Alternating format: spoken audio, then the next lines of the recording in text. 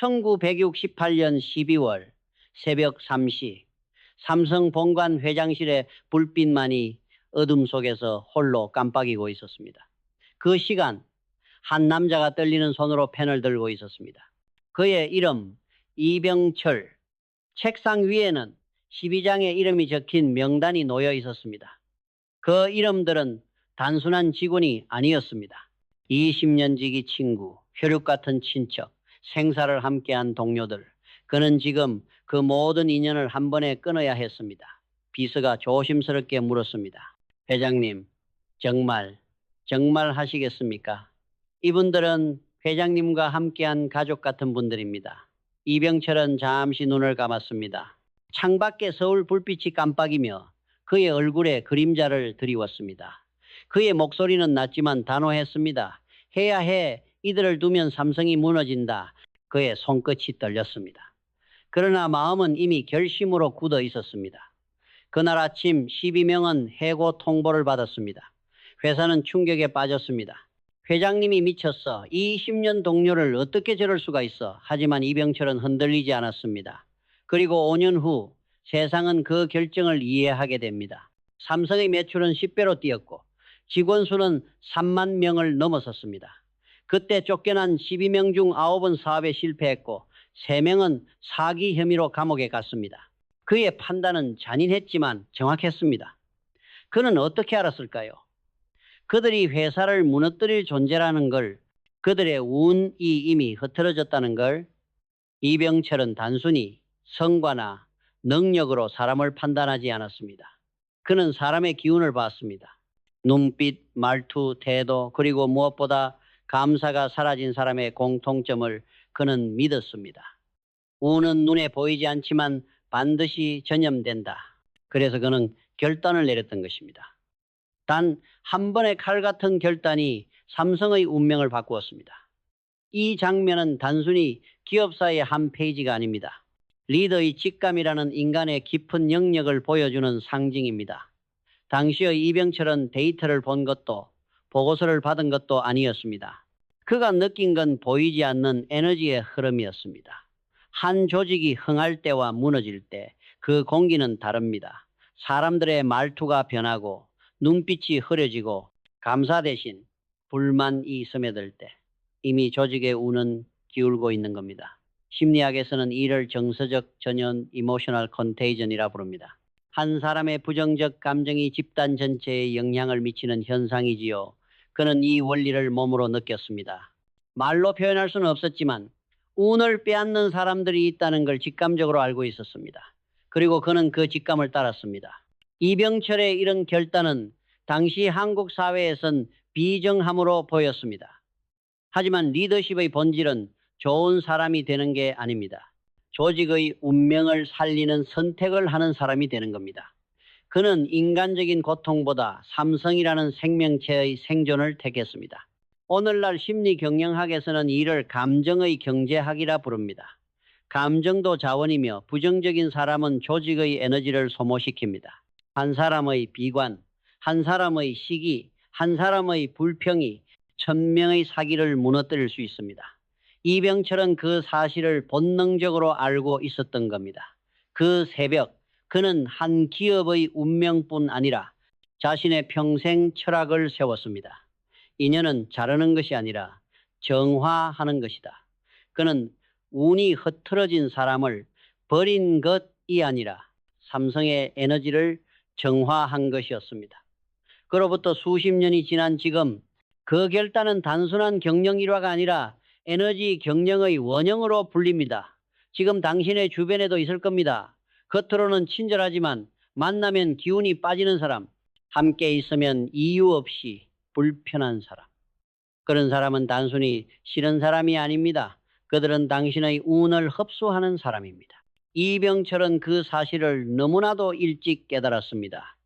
그래서 그는 자신과 회사의 운명을 살리기 위해 12명을 보내야 했던 것입니다.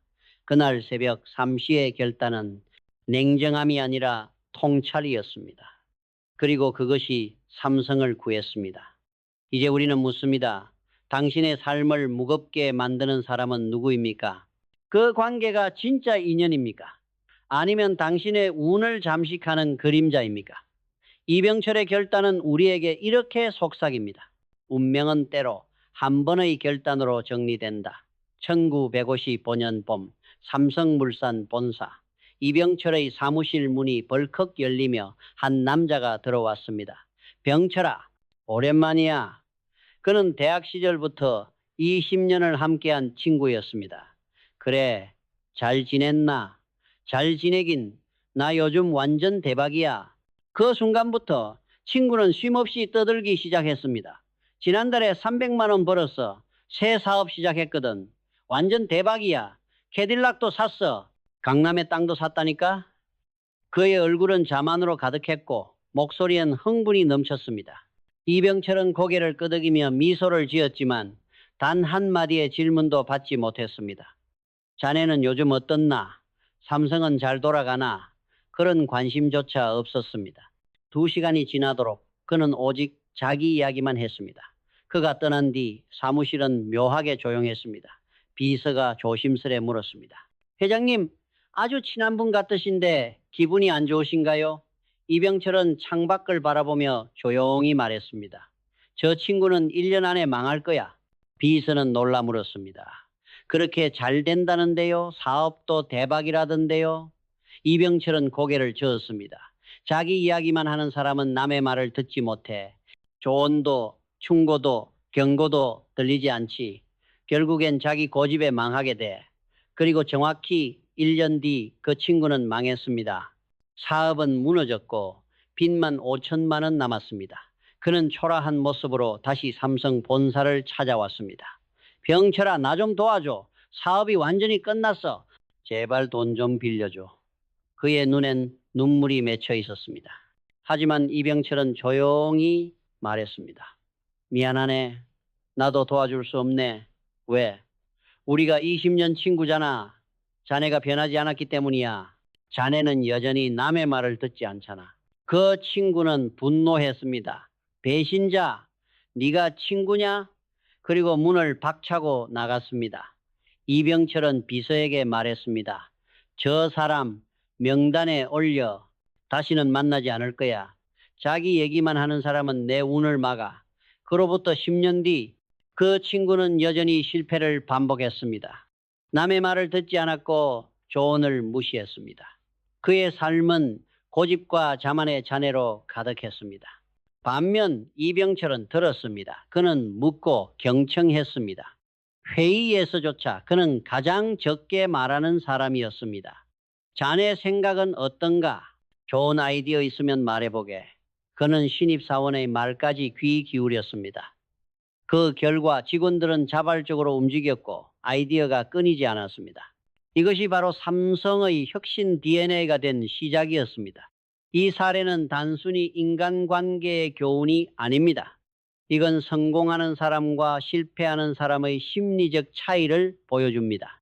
심리학에서는 이를 자기중심적 대화 패턴, Egocentric Conversation Pattern이라고 부릅니다. 이 패턴에 빠진 사람은 대화의 목적이 소통이 아니라 자기 확인입니다. 즉, 말하면서 자신을 증명하려 하지만 결국 스스로의 성장을 차단하게 됩니다. 경청객은 단순한 예의가 아닙니다. 그건 배움의 통로입니다. 남의 이야기를 들을 때 우리는 타인의 경험을 통해 수십 년을 단축할 수 있습니다. 하지만 자기 말만 하는 사람은 인생의 길을 홀로 헤매게 됩니다. 리더십 연구에서도 세계적인 CEO들의 공통점은 경청력 리스닝 스킬. 실리콘밸리의 구글, 아마존, 애플의 리더들도 회의에서 가장 많이 듣는 사람들입니다. 그들은 말보다 질문을 선택합니다. 그건 왜 그렇게 생각하지? 다른 의견은 없을까? 이 짧은 문장들이 혁신을 낳았습니다. 이병철의 말처럼 자기 얘기만 하는 사람은 조언을 듣지 못하고 결국 운도 막힌다. 이건 단순한 미신이 아닙니다. 뇌과학적으로도 자기만 말하는 사람은 공감 영역이 비활성화된다는 연구 결과가 있습니다. 하버드대 신경학 연구팀은 발표했습니다. 자신의 이야기를 과도하게 할 때 뇌의 쾌락 중추가 활성화되며 상대방의 감정을 읽는 영역은 동시에 약화된다. 즉 자기 이야기로 도취된 사람은 타인의 신호를 잃어버립니다. 그래서 실패가 보이지 않는 겁니다. 여러분도 그런 사람을 만나본 적이 있을 겁니다. 만날 때마다 자신 자랑, 자신의 성공담, 심지어 당신이 말하려 해도 그건 말이야, 내가 예전에로 끊어버리는 사람. 그들과의 대화 후엔 이상하게 피곤하고 기운이 빠집니다. 그게 바로 운이 빠지는 감각입니다. 당신의 말이, 당신의 에너지가 그들의 자기 확인 욕구에 빨려 들어가기 때문입니다.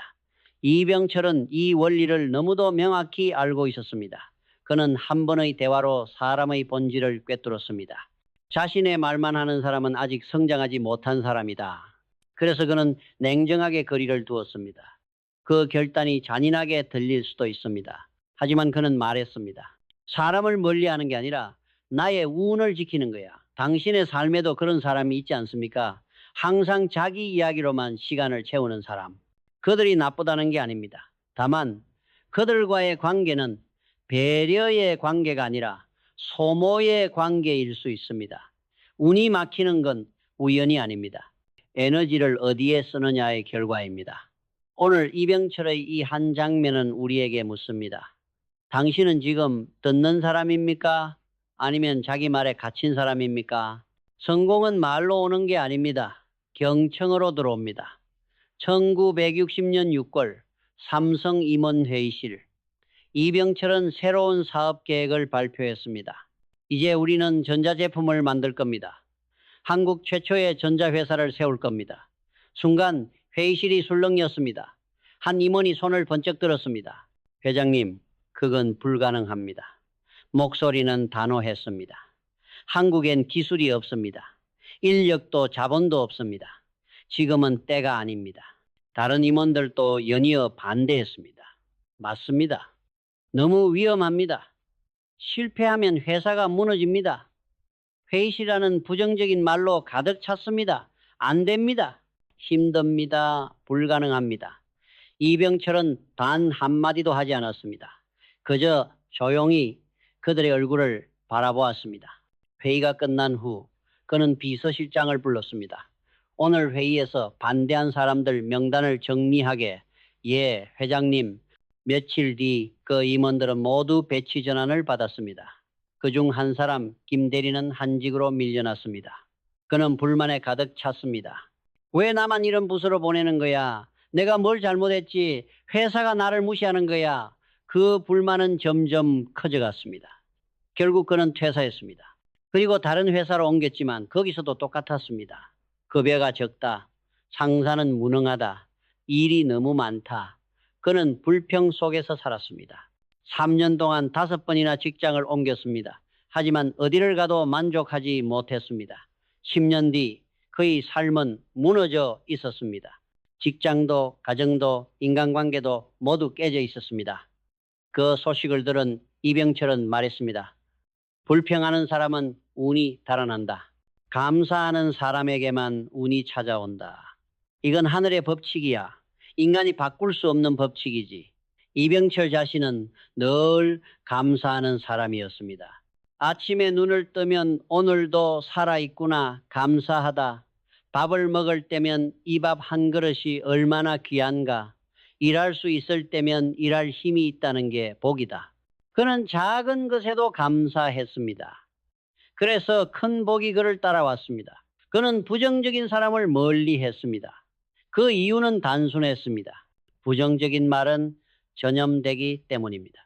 심리학에서는 이를 감정의 전염, emotional contagion이라고 부릅니다. 한 사람의 부정적인 감정이 주변 사람의 뇌파에 영향을 미칩니다. 특히 리더가 부정적인 말을 하면 조직 전체의 사기가 떨어집니다. 하버드 비즈니스 리뷰는 이렇게 설명합니다. 조직의 성과를 결정짓는 가장 강력한 변수는 리더의 감정 상태다. 리더가 불안하면 팀원은 혼란스러워지고 리더가 감사하면 조직은 안정됩니다. 이병철은 이를 본능적으로 알고 있었습니다. 그는 삼성이라는 거대한 생명체의 감정을 지켜야 했습니다. 그래서 그는 말했습니다. 부정적인 말은 독이다. 그 독은 내 마음을 갉아먹고 결국 내 운까지 파괴한다. 오늘날에도 이 법칙은 변하지 않았습니다. 우리는 하루에도 수십 번 피곤하다, 짜증난다, 귀찮다는 말을 합니다. 그 순간 우리의 뇌는 스스로를 부정적 에너지로 물들입니다. 신경과학에 따르면 부정적인 언어는 뇌의 편도체를 자극해 스트레스 호르몬인 코르티솔을 과도하게 분비시킵니다. 그 결과 사고력은 떨어지고 창의성은 사라집니다. 결국 부정적인 사람은 스스로 운을 차단하게 되는 겁니다. 반대로 감사의 언어는 놀라운 힘을 가집니다. UCL의 연구팀은 감사일기를 21일 동안 쓴 사람들의 뇌를 분석했습니다. 결과는 놀라웠습니다. 감사를 표현할 때 뇌 보상회로가 활성화되고 스트레스 호르몬이 줄어들며 집중력과 행복도가 상승했습니다. 즉, 감사는 단순한 미덕이 아니라 운을 끌어당기는 과학적 습관인 셈입니다. 이병철은 이렇게 말했습니다. 운은 노력보다 마음의 방향에 달려 있다. 그의 성공은 기술이나 자본이 아니라 마음의 에너지 관리에서 출발했습니다. 그는 불평하는 사람을 자르고 감사하는 사람을 키웠습니다. 그 한 가지 차이가 기업의 운명을 갈랐던 것입니다. 여러분은 오늘 아침 감사했습니까? 커피 한 잔에도, 숨 쉴 수 있는 공기에도, 당신이 아직 도전할 수 있는 인생에도 감사했습니까? 아니면 왜 나만 이 일은 너무 힘들어라고 불평했습니까? 당신의 말은 단순한 소리가 아닙니다. 그건 운명을 디자인하는 진동입니다. 부정적인 말은 운을 밀어내고 감사의 말은 운을 불러옵니다. 오늘부터 바꾸십시오. 오늘 날씨가 참 좋네. 이 따뜻한 차가 고맙다. 가족이 건강해서 다행이야. 작은 감사가 쌓이면 당신의 인생은 반드시 달라집니다. 왜냐하면 감사는 운을 부르는 가장 빠른 주문이기 때문입니다. 이병철의 말처럼 감사하는 사람은 하늘이 돕는다. 불평하는 사람은 아무리 똑똑해도 운이 떠난다. 그건 단순한 경험담이 아니라 그가 몸으로 증명한 성공의 에너지 법칙이었습니다. 1965년 3월 삼성 본사 새로운 임원이 발령받았습니다. 서울대 출신의 유학파, 언변이 뛰어나고 사람을 끌어당기는 매력이 있었습니다. 이병철도 그를 보고 말했습니다. 저 친구 삼성을 이끌 차세대야. 하지만 그 기대는 석 달 만에 무너졌습니다. 그 임원은 뒷담화를 즐기는 사람이었습니다. 김 이사는 일 처리가 엉망이야. 박 부장은 능력도 없으면서 잘난 척만 해. 요즘 회장님도 판단이 흐려지신 것 같아. 그의 입에서 시작된 말은 순식간에 사내 전체로 퍼져나갔습니다. 불신이 번졌고 사람들은 서로를 의심하기 시작했습니다. 그 한 사람의 입이 회사의 공기를 썩게 만들고 있었던 겁니다. 결국 그 소문은 이병철의 귀에도 들어갔습니다. 그는 조용히 그 임원을 불렀습니다. 자네, 사람들 뒷말 많이 하나? 임원은 얼굴이 하얗게 질렸습니다. 아닙니다, 회장님. 그건 헛소문입니다. 헛소문이 아니라 증거가 있어. 이병철은 책상 서랍에서 서류 한 장을 꺼냈습니다. 그 안에는 그가 언제 누구에게 어떤 말을 했는지 날짜와 장소까지 기록돼 있었습니다. 임원은 말을 잃었습니다. 회장님, 그건 그냥 농담이었습니다. 분위기 좀 풀어보려던 말이었어요. 탁!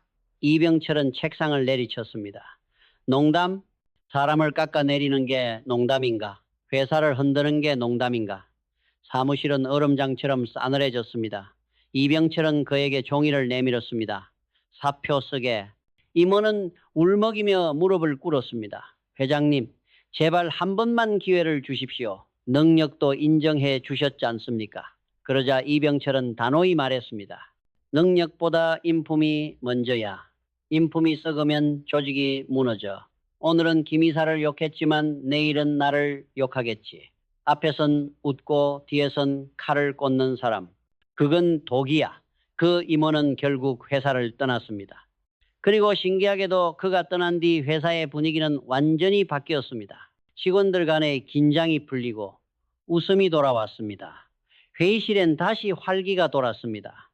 한 사람의 말버릇이 바뀌자 조직의 에너지가 달라진 것이었습니다. 이병철은 비서에게 말했습니다. 사람은 앞에서 칭찬하고 뒤에서도 칭찬해야 해. 앞뒤가 다른 사람은 절대 믿을 수 없어. 이 이야기는 단순한 회사, 내 일화가 아닙니다. 이건 언어의 어기에 관한 이야기입니다. 사람의 말에는 힘이 있습니다. 심리학자 데이비드 호킨스는 이렇게 말했습니다. 언어는 파동이다. 칭찬은 주파수를 높이고 비난은 주파수를 떨어뜨린다. 즉, 나쁜 말을 하면 내 안의 에너지 진동이 낮아지고 결국 나쁜 일을 끌어당기게 됩니다. 현대의 조직 심리학에서도 같은 결과가 나옵니다. MIT의 한 연구에 따르면 동료를 비난하거나 험담하는 팀의 성과는 칭찬과 격려가 중심이 된 팀보다 무려 37% 낮았습니다. 그 이유는 단순합니다. 뒷담화는 사람의 신뢰를 무너뜨리고 심리적 안정감, psychological safety를 파괴하기 때문입니다. 서로 믿지 못하는 조직은 아무리 머리가 좋아도 함께 움직일 수 없습니다. 결국 무너집니다. 이병철은 이를 몸으로 알고 있었습니다. 그는 말했습니다. 한 조직을 망치는 데 필요한 건 단 한 명의 뒷담화꾼이면 충분하다. 그리고 세월이 흘러 또 다른 사건이 있었습니다. 1970년대 초 한 직원이 승진대상에 올랐습니다. 능력도 있고 성실했습니다. 하지만 인사팀장이 보고했습니다. 회장님, 저 직원이 평소에 동료 뒷담화를 자주 한다는 제보가 있습니다. 이병철은 승진을 즉시 취소했습니다. 직원이 항의했습니다. 제가 일을 못합니까? 실적이 부족합니까? 이병철은 짧게 대답했습니다. 자네는 사람을 깎아내렸어. 그런 사람은 언젠가 회사를 깎아내리게 돼. 그는 끝까지 원칙을 지켰습니다. 능력보다 인품, 기술보다 신뢰. 그것이 그의 경영의 근본이었습니다. 이 이야기는 오늘 우리 사회에도 그대로 적용됩니다. 직장, 가정, 친구 사이에서도 마찬가지입니다. 당신 주변에 늘 누군가를 욕하는 사람이 있습니까? 저 사람 진짜 별로야. 팀장이 무능해. 저 사람은 운이 좋아서 그런 거야. 이런 말을 듣는 순간 우리는 미묘한 불안과 긴장을 느낍니다. 그건 단순히 기분 탓이 아닙니다. 그 순간 당신의 에너지 진동이 떨어지고 있는 겁니다. 불평과 험담은 언어의 독극입니다.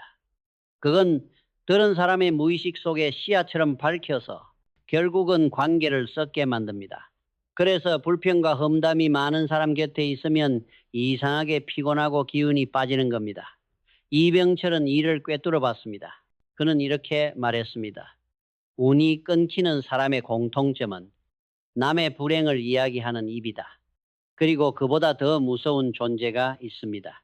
바로 남의 불행을 즐기는 사람. 1970년 7월 이병철은 병원에 입원했습니다. 과로로 쓰러졌고 생명이 위태롭다는 진단을 받았습니다. 소문은 순식간에 퍼졌습니다. 회장님이 위독하시대. 많은 사람들이 병문안을 왔습니다. 진심으로 걱정하는 이들도 있었지만 그중 한 사람은 다른 눈빛을 하고 있었습니다. 먼 친척이었습니다. 회장님, 많이 편찮으시죠? 얼굴이 정말 안 좋으시네요. 그의 목소리엔 걱정이 아니라 묘한 기대감이 섞여 있었습니다. 혹시 유원장은 써두셨나요? 혹시라도 재산 정리 같은 건 미리 하셔야 하지 않을까요? 이병철은 대답하지 않았습니다. 그저 조용히 그를 바라봤습니다. 그 친척이 나가자 이병철은 비서를 불렀습니다. 저 사람 다시는 들이지 마. 회장님, 가족이신데요. 가족이 아니야. 그 사람 눈빛을 봤나? 내가 살아있는 걸 실망하는 눈빛이었어. 그 말은 너무도 냉정했지만 동시에 너무나 정확했습니다. 그는 말했습니다. 피를 나눴다고 가족이 아니야. 진짜 가족은 내 행복을 진심으로 바라는 사람이지. 이병철은 운을 빼앗는 사람 중 가장 위험한 부류로 바로 이런 사람을 꼽았습니다. 남의 불행을 바라는 사람. 그는 한 번의 병상 경험으로 그걸 완벽히 간파했습니다. 그리고 다시 일어서며 말했습니다. 운을 막는 가장 큰 독은 시기와 질투다. 그의 말은 오늘을 사는 우리에게 경고합니다. 누군가의 실패를 은근히 즐기고 남의 고통에서 위안을 얻는 순간 당신의 인생은 이미 어둠에 발을 들인 것이다. 진정한 성공의 에너지는 남의 행복을 진심으로 축복할 때 생긴다. 남의 불행을 바라는 순간 운의 문은 닫히고 남의 행복을 기뻐하는 순간 기적의 문이 열린다. 1987년 11월 겨울에 찬 기운이 서울 하늘을 덮던 날 병상에 누워있던 이병철은 마지막 숨을 고르며 조용히 말했다. 내 평생 가장 잘한 일은 나쁜 사람을 끊어낸 거야. 그게 삼성을 살렸어. 그의 목소리는 낮았지만 단호했고 그 말은 단지 한 기업가의 유언이 아니라 삶 전체를 꿰뚫는 철학의 결론이었습니다. 그가 평생 강조한 것은 운이었습니다. 하지만 그 운은 미신이나 점술이 아닌 사람의 에너지 흐름이었습니다. 그는 말했습니다. 좋은 사람과 있으면 기운이 맑아지고 나쁜 사람과 있으면 내 안의 빛이 탁해진다. 그게 바로 운의 법칙이야. 이병철은 운을 재물, 명예, 권력의 결과로 보지 않았습니다. 그는 그것을 생명의 리듬, 관계의 파동으로 보았습니다. 그래서 인재를 뽑을 때 능력보다 먼저 기운을 봤습니다. 그가 말하던 운을 빼앗는 사람은 사실 단순히 운 나쁜 사람이 아니라 감정적으로, 정신적으로 주위의 에너지를 고갈시키는 사람이었습니다. 그는 기업을 단지 이익의 조직이 아니라 하나의 생명체로 생각했습니다. 그 생명체 안의 혈관이 곧 사람이고 그 피를 오염시키는 독이 바로 부정, 시기, 뒷담화, 불평, 자만이었습니다. 오늘날 심리학자들도 같은 이야기를 합니다. 하버드 의대의 셀리 라우저 박사는 이렇게 말했습니다. 인간관계는 에너지의 순환이다. 건강한 관계는 교류가 있고 유독한 관계는 흡수만 있다. 즉 운이 좋은 사람은 나누는 사람이고 운을 빼앗는 사람은 흡수만 하는 사람입니다. 이병철은 그 차이를 일찍 깨달았습니다. 그래서 그는 인간관계를 끊는 것이 아니라 정화하는 것이라 표현했습니다. 정화란 미움이 아니라 구별입니다. 좋고 나쁨을 판단하기 전에 이 관계가 나를 성장시키는가 아니면 소모시키는가를 묻는 것입니다. 그의 철학은 단지 기업가에게만 필요한 것이 아닙니다. 우리 모두에게 적용됩니다. 당신이 만나는 사람, 듣는 말, 함께 있는 시간, 그 모든 것이 당신의 운을 결정합니다. 운은 우연이 아닙니다. 그건 선택의 누적입니다.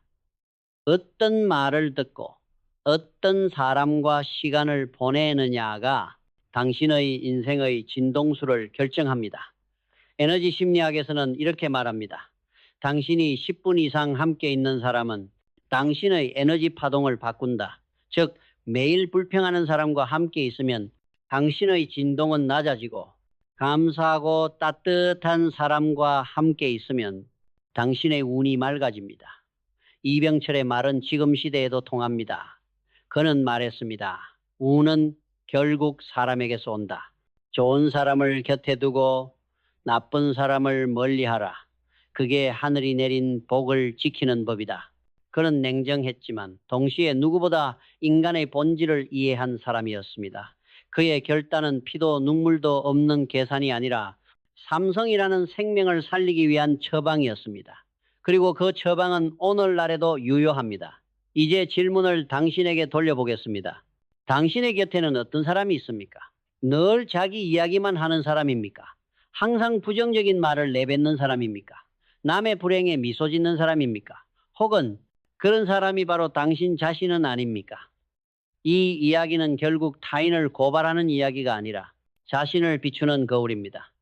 우리가 무심코 내뱉는 말, 누군가를 향한 불평, 질투의 눈빛, 그 모든 것이 누군가의 운을 빼앗고 동시에 나의 운도 깎아내립니다. 이병철은 그걸 알고 있었습니다. 그래서 그는 평생 운을 빼앗지 않는 사람이 되기 위해 노력했습니다.